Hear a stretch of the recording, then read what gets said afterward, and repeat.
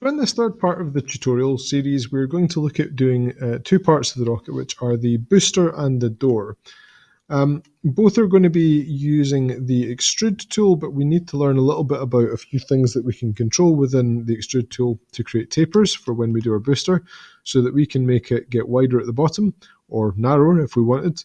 And also to create the door, we need to find out how to create an extrusion that's on a work plane which is offset from the surface, because we can't sketch on a curve. So going back to our model, we'll just go through this reasonably quickly. On the base here, in fact, I'll take a step back so that we're not already in a sketch. If we start a sketch on the base here, what we want to do is create a circle. And you can choose what size it's going to be. I'm going to make mine 12, but it's entirely up to you what size yours is going to be. And simply finish your sketch, hit extrude, and what you'll see is you end up with a cylinder. But we might not want a cylinder, we might actually want it to taper so it gets wider or narrower, and that's a bit more realistic. So if we go to the more option, you'll see that we can choose a taper, and we can type in a particular angle, or we can just use this orange handle here to adjust the taper just by eye. And when we're happy, we can hit OK.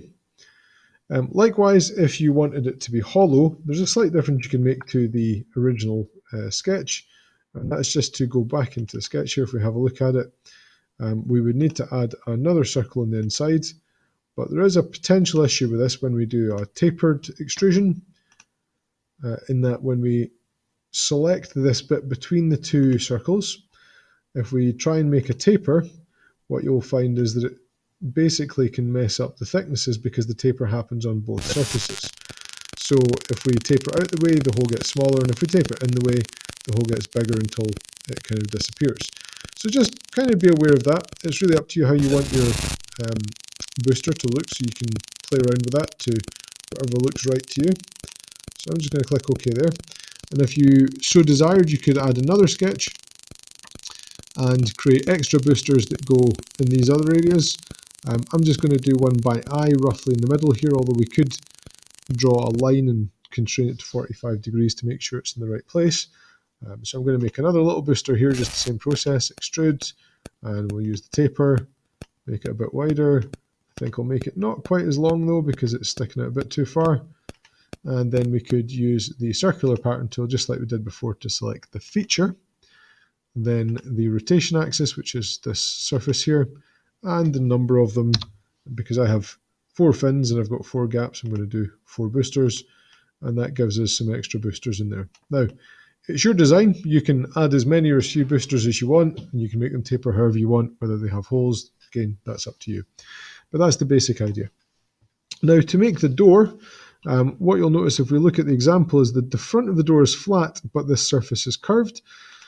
And that poses a slight problem, because if we try and sketch the shape of the door on the surface of the rocket, this body where it's curved, we can't, and that's because you can't create a sketch on a curved surface. So what we need to do now is we need to start a sketch on a work plane. So the work planes, kind of similar to the ones that we originally started the sketch on, can be created as well as just using the ones that are provided for us in the origin folder. But what we need is a plane to create that work plane from. So over in the origin folder, what we need to do is we need to find a work plane that cuts through it like this. We need to right click and make it visible. And then we need to go to the plane tool. And this is kind of tricky, because when you move the cursor to inside, you'll select you'll select the wrong surface. So you need to hover just at the edge of the surface, and you'll see that you then get this kind of preview of the new plane. We can click and hold to drag a new work plane off there. Now, we don't want it to be too far out or too far in, so a clever wee tip is to change, using the view cube, click on the surface that lets us see straight on at the side here, and we want to make sure that that new work plane is just off the surface. So we don't want it to be miles out, because the door will stick out too far. We don't want it to be inside, because we won't see the door. We want it to be just off the surface, something like that. Now, the size I've got won't work for you, because your rocket will probably be fatter or thinner than mine, so that depth or that distance is just something you have to do by eye. And having done so, we see we've got this new work plane that we can create a sketch on. This other one we don't need, so we can either, if we get right to the edge, we can right click on it and we should be able to make it invisible again, so we can untick visibility, or you can do that by finding it down here, and we can start our sketch on this work plane. Now, one little thing, we want to do a door, which I'm just going to start with a simple rectangular shape and show you how to add the curved edges if you want to. But with drawing the rectangle, the default type of rectangle is a 2-point rectangle. And if you do that, it's kind of difficult to get it exactly in the middle. You might find that it's a bit further over to one side than the other. So what we're going to do is we're going to use a different type of rectangle tool to make it easy to get it centered. And that's the 2-point center rectangle. And if I hover over this, we can see that black line right in the center. It should be easy to just pick up the middle. So I can click once, and then you'll see that I can just drag, and it will give me a symmetrical rectangle.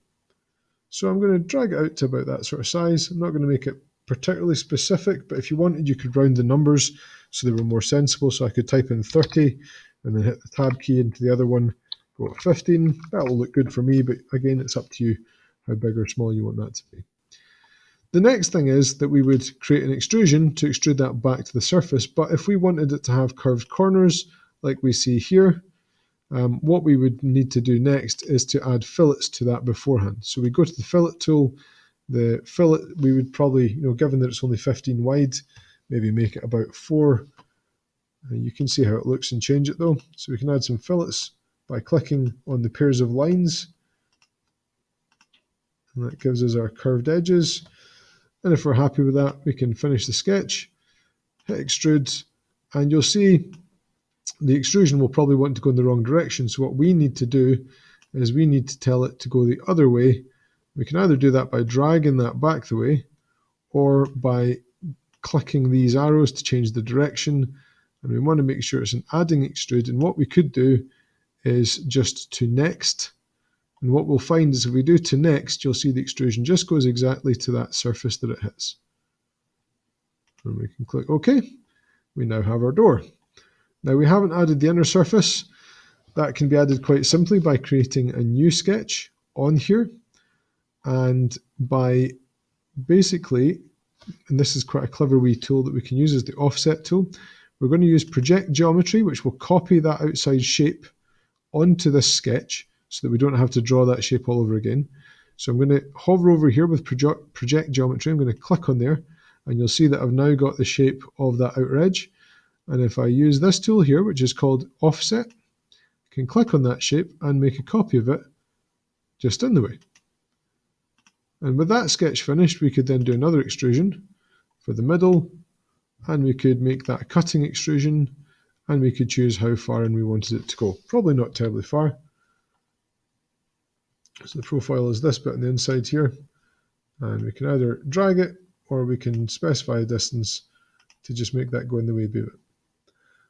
And that gives us more like a kind of, it's a bit more obviously like a door. We've got a kind of a ledge to it, and you can go further. You can add a porthole by doing the same process, simply doing sketches on here, circles, extrusions, and so on.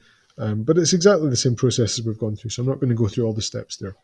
So that's how to do the nozzle and the door.